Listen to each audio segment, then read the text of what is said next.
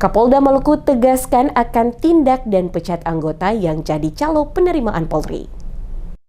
Kapolda Maluku Irjen Pol Dadang Hartanto menegaskan akan menindak tegas hingga pemecatan terhadap anggota Polri yang terbukti menjadi calo atau menjanjikan kelulusan dalam proses penerimaan anggota Polri. Penegasan tersebut disampaikan Kapolda saat diwawancarai sejumlah wartawan di Gedung Plaza Presisi Polda Maluku, Ambon, Rabu 3 Juni 2026.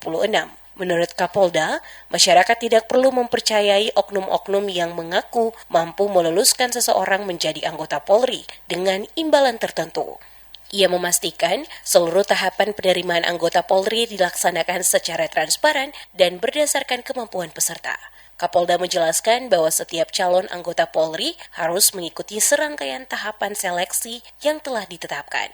Seluruh proses dilakukan oleh tim seleksi yang bekerja secara profesional, transparan, dan diawasi oleh pengawas internal maupun eksternal. Karena itu, setiap pihak yang mengaku dapat mengurus atau menjamin kelulusan calon anggota Polri di luar mekanisme resmi dipastikan tidak dapat mempengaruhi hasil seleksi. Ia meminta masyarakat segera melakukan konfirmasi dan melaporkan apabila menemukan oknum yang menawarkan jasa kelulusan dalam penerimaan anggota Polri. Laporan dapat disampaikan melalui posko pengaduan resmi yang telah disediakan Polda Maluku.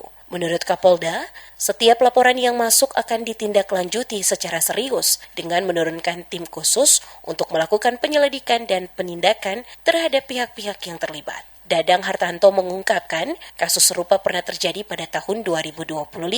Saat itu, terdapat anggota Polri yang terbukti menjanjikan kelulusan kepada calon peserta seleksi. Setelah terbukti melakukan pelanggaran, anggota tersebut langsung diproses sesuai ketentuan yang berlaku dan dijatuhi sanksi pemecatan. Ada kejadian seperti tahun lalu itu, ada anggota yang bisa mengurus. Tapi dapat sama kita proses pecat. Nyatanya dia tidak mampu mengurus gitu. Kenapa tidak mampu mengurus? Buktinya dia bermasalah. Orang komplain. Jadi dia itu hanya menjanjikan saja, dia diam, begitu dia lulus ya memang siswanya yang lulus gitu loh. Cuma dari teman-teman ini orang tua itu tidak percaya diri. Itu yang kita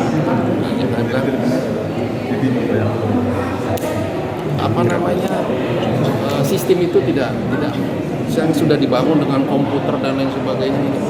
Mungkin ya dalam implementasinya, tapi pengawasan, jadi sistem didukung dengan pengawasan yang kuat dan terintegrasi. Pengawasannya juga bukan internal saja, eksternal, itu akan menjadi hasil itu menjadi lebih baik.